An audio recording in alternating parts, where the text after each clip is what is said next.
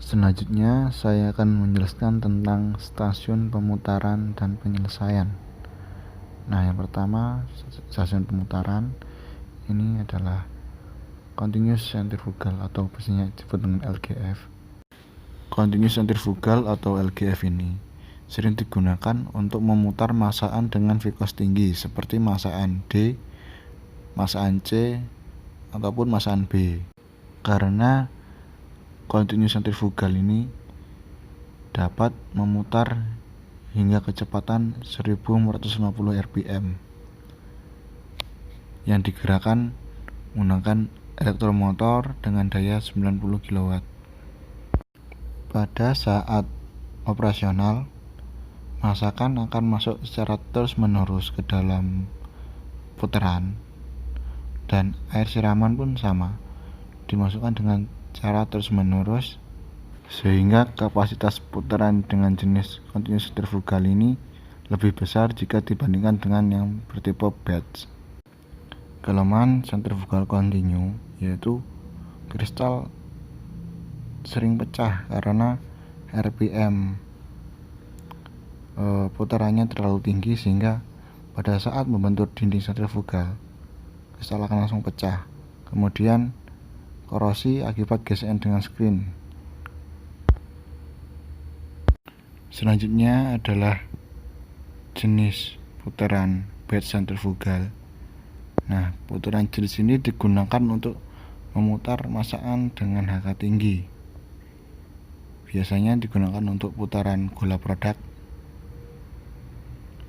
Sistem batch ini tidak sama dengan sistem seperti continuous.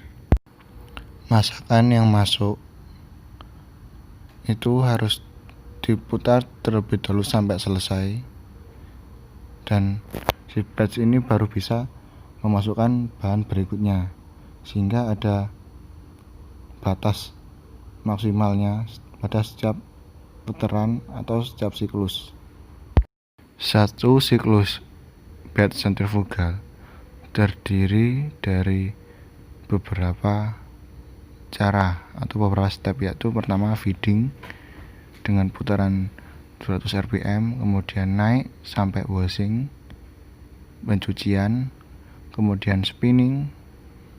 Setelah spinning kemudian kecepatan diturunkan sampai plugging atau pengeluaran masakan. Kecepatan maksimal dari batch centrifugal ini tidak sampai 1200 rpm, kurang lebih 1000 sampai 1100 rpm saja.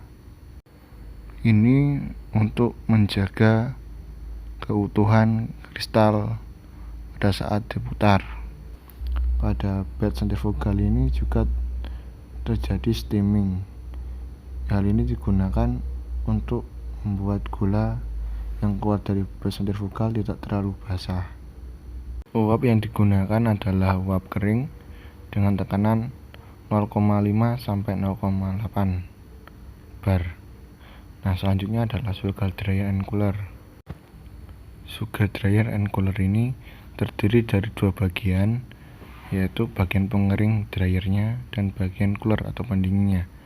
Di bagian dryer ini, gula akan dikeringkan menggunakan uap kering dengan tekanan 0,8 dengan suhu 80 derajat Celcius. Kemudian setelah dikeringkan, gula akan di cooler. Nah, untuk pendinginan cooler ini menggunakan FDF atau Van der Fan untuk memasukkan udara dingin ke dryer sampai suhu kurang dari 38 derajat Celcius. Kemudian untuk penangkapan debu gula pada proses pendinginan ini biasanya akan disedot menggunakan IDF atau Interfan untuk dialirkan ke dust scrubber. Nah, dalam dust scrubber ini gula akan disiram menggunakan air. Kemudian air ini akan digunakan untuk air pengisi di Mingler, maupun air untuk pre-coat di rotary leaf filter. Air ini juga dinamakan sebagai air seedwater karena mengandung gula. Kemudian setelah gula kering atau gula keluar dari sugar dryer and cooler, gula akan melewati proses pengayakan atau penyaringan yang biasanya menggunakan vibrating screen. Ini adalah gambar dari vibrating screen. Biasanya terdiri dari 4 ukuran saringan yang berbeda. Nah, gerakannya berupa bolak-balik sehingga menyebabkan gerakan gula maju mundur dan naik turun. Gula yang memiliki ukuran lebih besar dari saringan paling atas dan lebih kecil dari saringan paling kecil akan dipisahkan lewat jalan berbeda dengan pengeluaran yang lolos saringan, sehingga gula produk yang didapatkan mempunyai besaran kristal yang sama. Nah, sedangkan untuk ukuran gula yang tidak sesuai dengan standar atau dengan SNI akan dilebur kembali untuk digunakan sebagai bahan masakan.